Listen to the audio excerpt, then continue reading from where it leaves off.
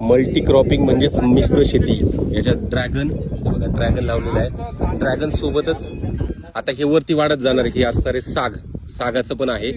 त्याच्या सोबतच आहे पेरू, तैवान पिंक पेरू, बरोबर. म्हणजे 3 बघितले आणि हे 4थं जे आहे हे आता कोबीची पण लागवड इथं चालू आहे. म्हणजे एकाच याच्यात बघा किती high density plantation plus multi cropping, म्हणजे वेगवेगळ्या पद्धतीची जी शेती जी आहे ही असं करून हे जे शेतकरी जे आहेत आपले पवार सर, त्यांचं जी शेती जर बघितली तर अतिशय उत्कृष्ट असं आहे, बरोबर. आणि जिथं जास्त तुम्हाला भाव मिळेल ते ठेवायचं आणि बाकीचं जसं पुढे पुढे आपण जाऊ 2 वर्ष 3 वर्ष 4 वर्ष तसं त्याच्यामधले आपण काही काढून घेणार. अर्थात साग सरळवरती वाढत जाणार आहे, त्याच्यामुळे त्याचा काही प्रॉब्लेम येणार नाही आहे, बरोबर.